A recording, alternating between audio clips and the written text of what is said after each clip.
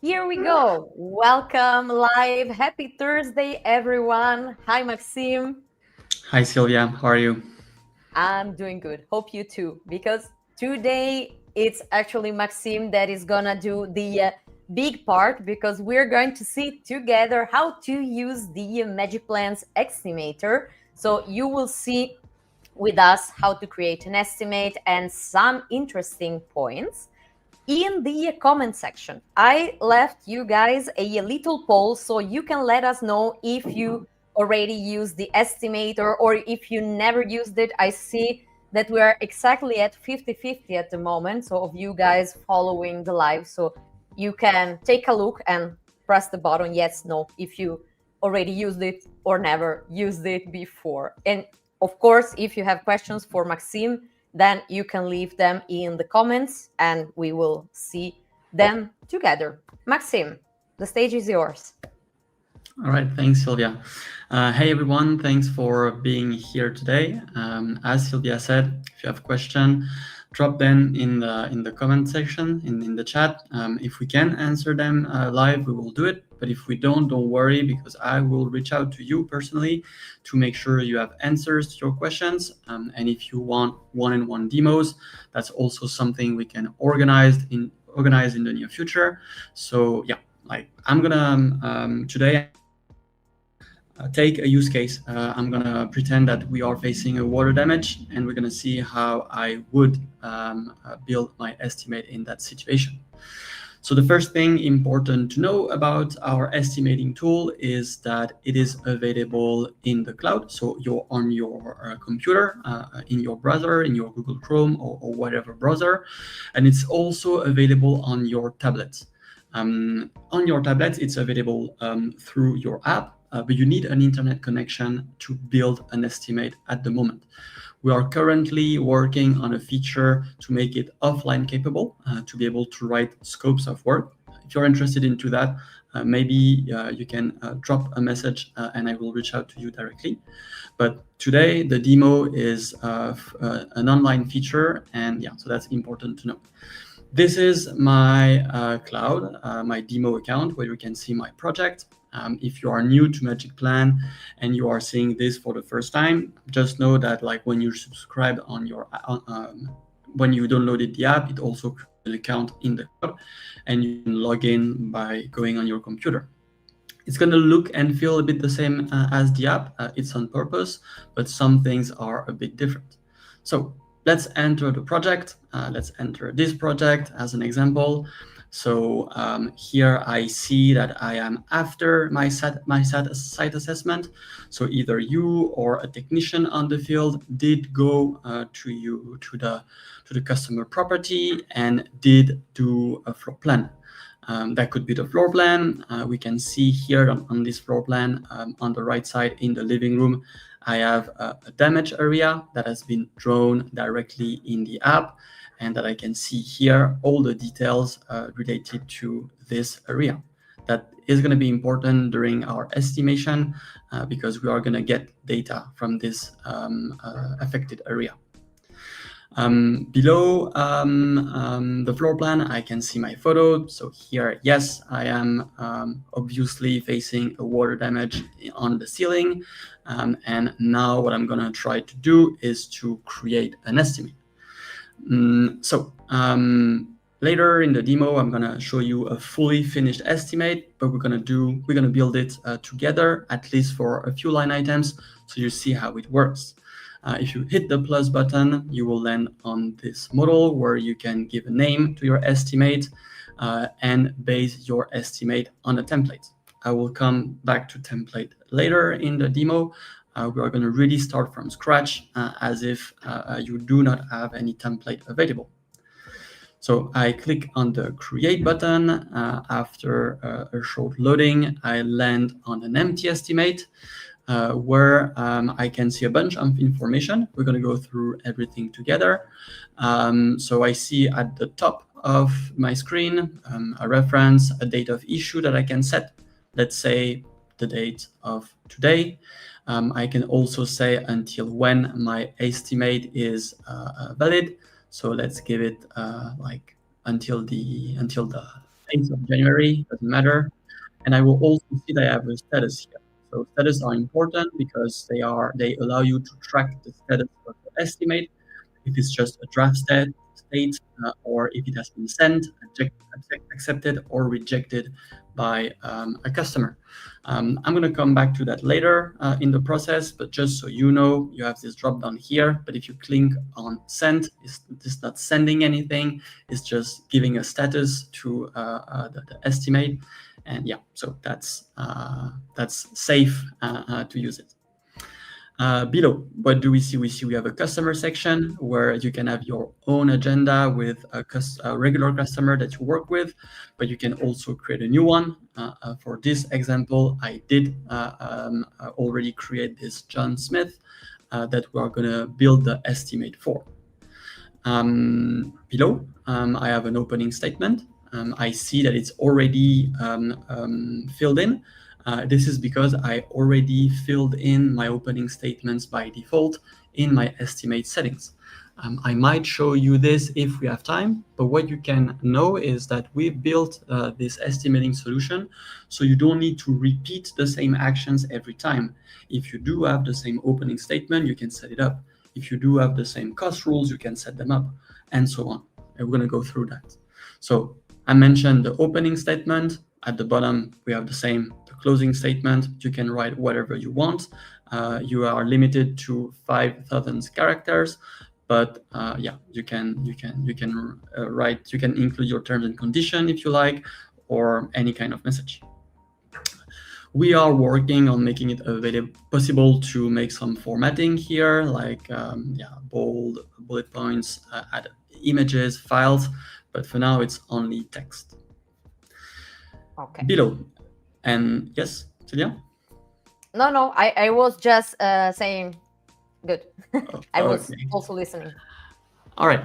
And so below, we are getting to the heart of the estimate. How do we add line item and estimate quantities? So just before looking at this, you can see that you can organize your estimate in different ways. Either custom, so you will create some sections or folders that will structure your estimates, but you can also do that using your floor plan or categories that you can create in your settings. Let's look at how the location, group by location view looks. So here I see that I have all the rooms on my sketch that appear here. So it was a pretty comprehensive scan, even the balconies were included. So maybe I'm not interested in all of these rooms. And then I want to focus my estimate only on the damaged rooms, because maybe you need to make some documentation in some rooms to show that there is nothing wrong, that there is no damage. If that's the case, you will probably want to exclude them from your estimate. That's what we're going to do now. So I'm going to remove here the floor level, the bedroom, the bathroom, the toilets. We're going to focus really on the living room, so I'm going to remove all the other rooms here.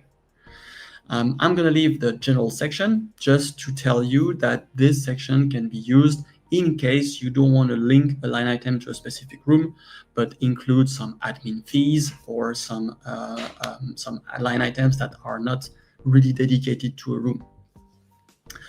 For this example, I'm going to focus on the line items added to the room. And if I hit here the plus button, I see I can do it two ways, either creating it from scratch. So a panel will open on the right, and you can define your line item, give it a name, a code, a category, and so on. Or, and maybe more interesting, and that's what I'm going to demo, you can use a price list. So price list is an item library that you can create on your own.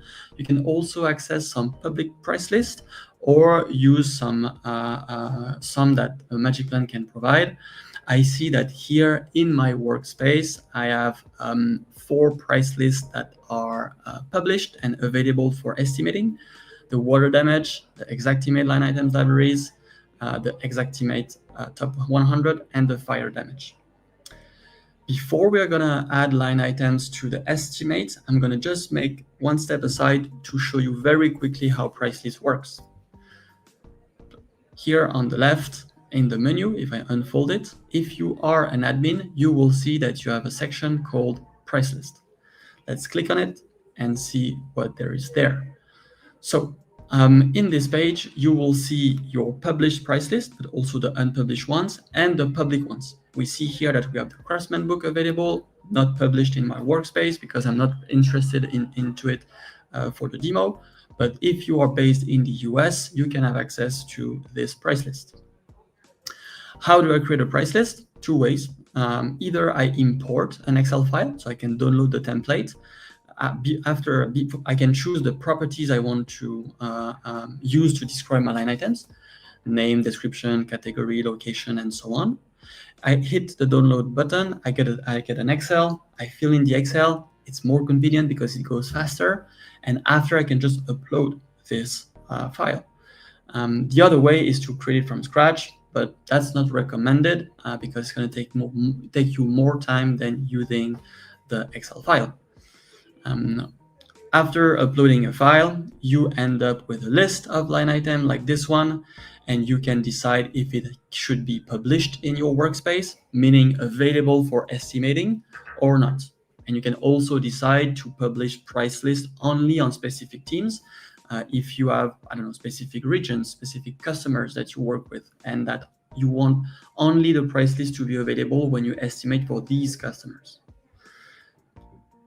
Also, maybe just a side note, it's, let's say, useful to try and download the Excel sheet that you can fill in because it contains all the logics that are needed to use the estimate then later. But maybe if I create everything from scratch, it can be that maybe I add something wrong or a weird logic that is not being recognized, and then we have the famous error messages, but just because maybe a little, a little space in the Excel sheet is not working, right? Yeah, we do have error messages. So if you see them, you will understand how to fix the issue. And again, if you are struggling to create a price list, reach out to us, support, or directly me. We'll be happy to help.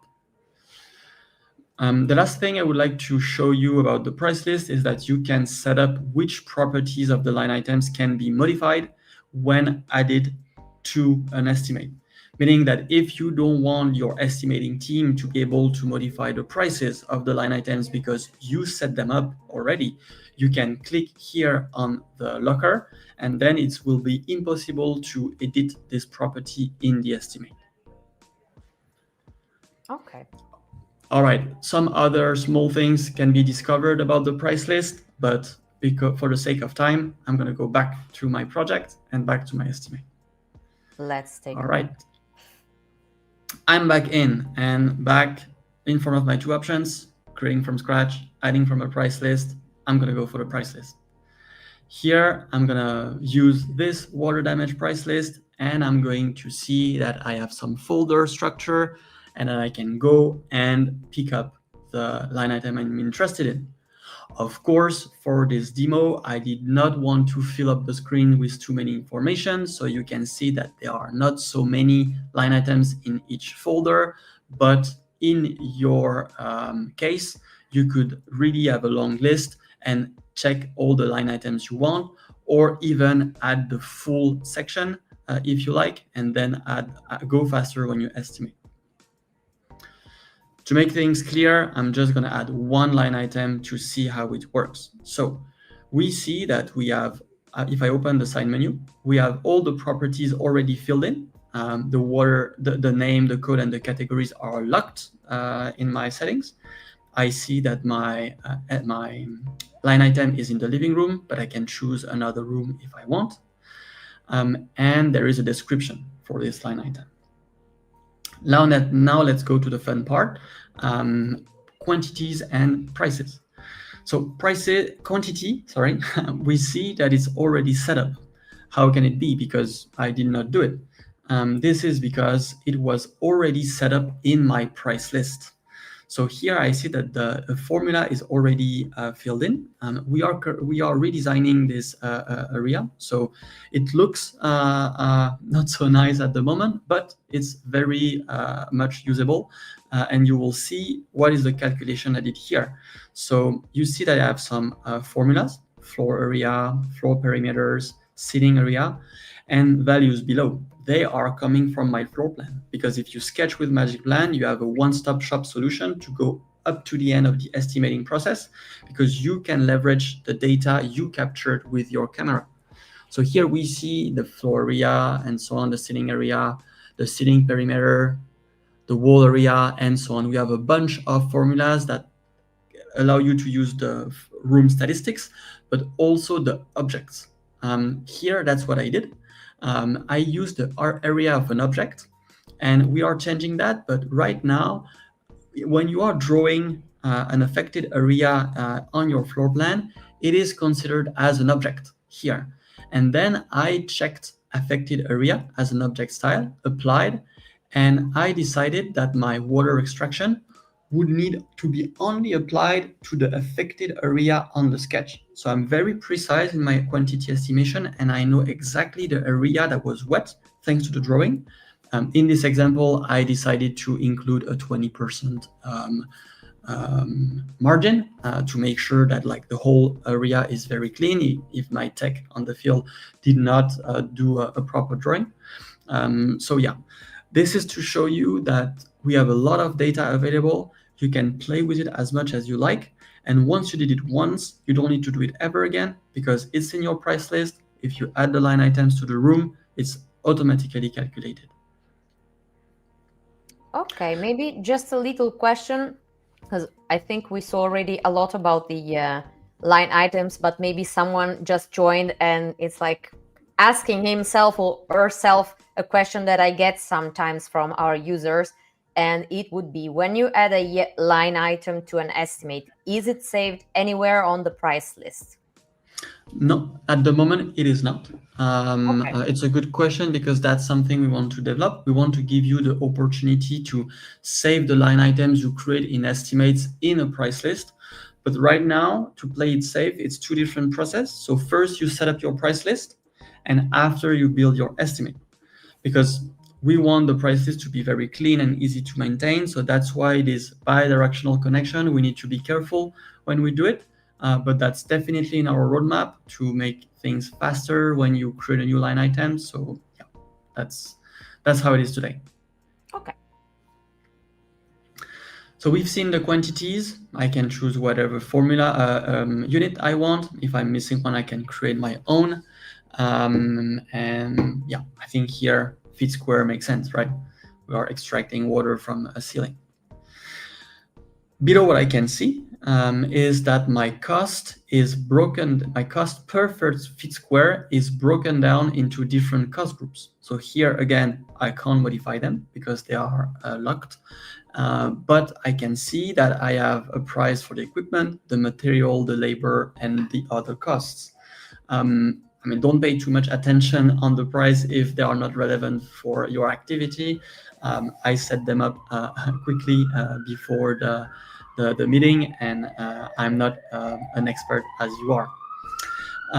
But once you have the prices set up, the price per feet square, the calculation for the quantity is done automatically. So you know that to dry this 121 feet square, the cost for the equipment is $50-ish.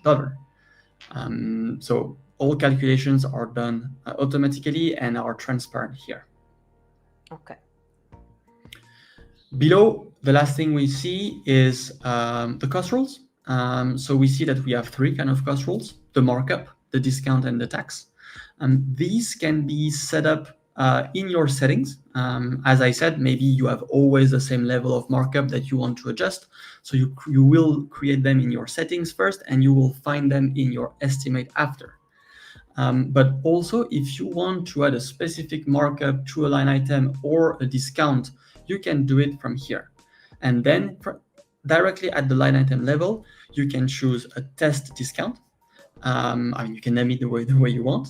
You can set the amount that you like, and also choose which cost group it applies to. I don't know, maybe you want to make a discount only on labor cost because that's where you do the margin. Maybe you want this to be applied to all cost groups. It's up to you. Cost rules can be set up in a very granular way, but it's also very quick to do because it can be done, as I was saying, at the line item level, or at the estimate level. So I'm not going to save this one, but you got the idea. And here I have a state tax of 7%, just to show you that you can also manage tax in our estimating solution. The last square you see here are the notes. And here you can type in anything you want to give more context to internal or external stakeholders, because we will see later that when we export this estimate as a PDF, you can customize, you can configure exactly the level of details you want to show. But first, let's look at the last part of the estimate, of the body of the estimate, sorry. It's the total section here that you will find. So it's pretty straightforward. Your costs are summed up here. You have your equipment, material, labor, and other costs for the whole estimate. Same for the markup, the discount, and the taxes. So here you can have a really clear view of your estimate while you are on this page. No need to like trigger any calculation or anything. This is updated live, of course. So yeah, it's pretty transparent. And here, if you were to want to add another tax markup or discount, you could do it here at the estimate level, and it will automatically be applied to all the line items in your estimate. Okay, perfect. So that's how you create one line item. I'm not going to go through the process of creating all of them, but what I can show you is how fast it can be. First, what I'm going to do is I'm going to show you the demo estimate that I did create with all the line items for a basic water damage. And if you do things differently, or if your estimate are much more detailed or comprehensive, I get it. It's just for the sake of the demo. So here in this example, I decided to use custom sections. So I named them after categories that I wanted to use as a structure in my estimate. So mitigation, we have mitigation, drying, air quality, demolition, specialty dry, treatment, and cleanup. I see that I have like a couple of line items in each of them. The total is here. The total of my estimate is available here. And maybe I'm good. I'm like, okay, I want to send that to my customer. And how I do that. So how you do that is that you go on the top right and you click on the export button. So we have currently two options. The QuickBooks is only available in my workspace because we are still in demo. We are waiting for QuickBooks approval to make it live for our customers, but don't worry, it will come at some point if you're interested. We can see that there is an Excel export function. I'm not going to go in detail with that because it's very straightforward. If you export an estimate as an Excel, what happens is that you get an Excel XX with one line item per line. And then if you need to do further calculation, or if you need to import that in another software, you can. If that's useful to you, I would also be curious to know why. So maybe we can cover more usage within our feature with new development. Okay. What we are going to focus on now is the PDF, because that's the format that probably you will send to a customer. So here, just got a tiny error here. If it happens, just refresh the page. It might be okay. And I will see on the left side of the screen my estimate after a quick loading. All right. So here, let's go first through the estimate, how it is today.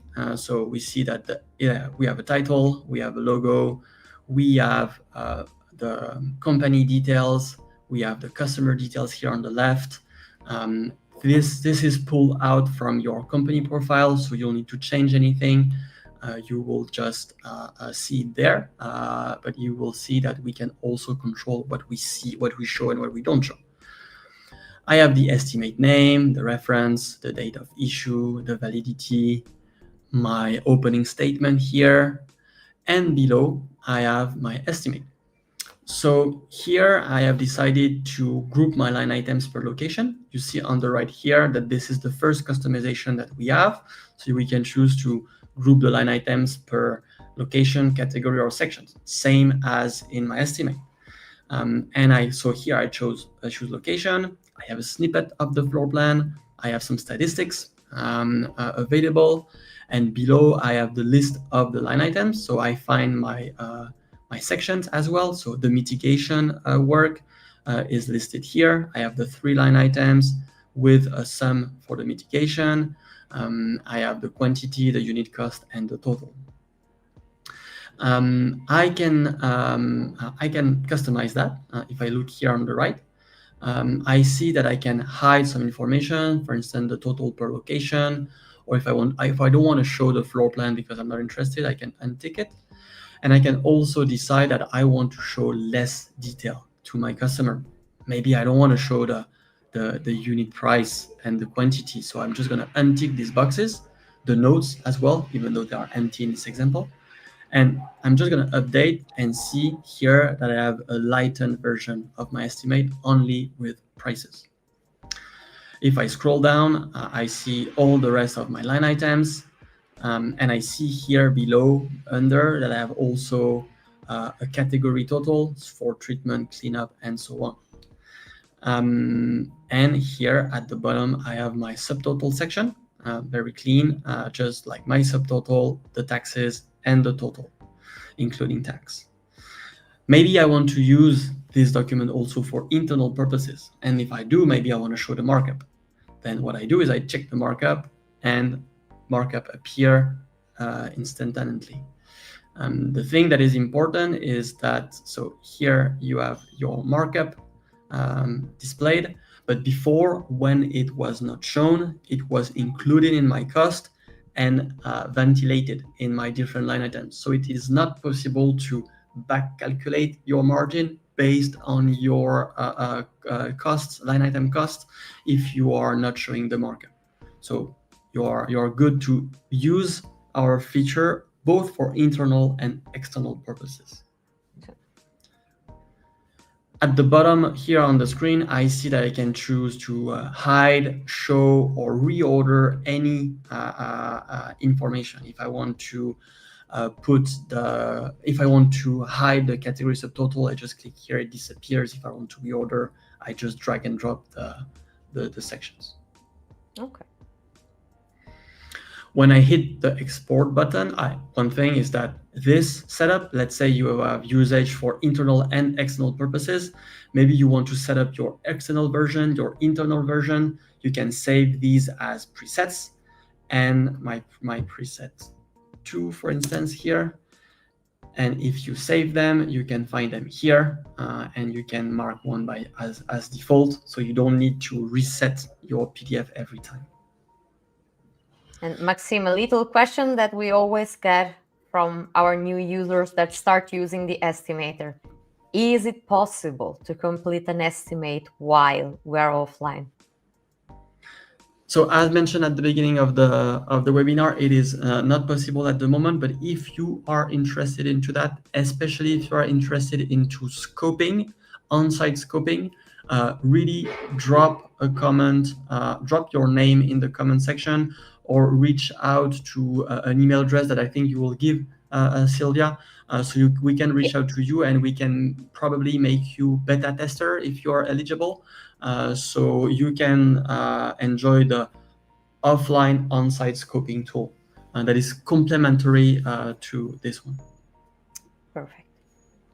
I'll let you go ahead.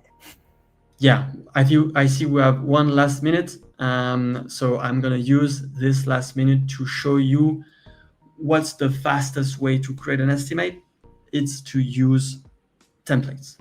So let's say you know that for each water mitigation job, you do have the same line items you want to include, and maybe you prefer to delete some than adding some.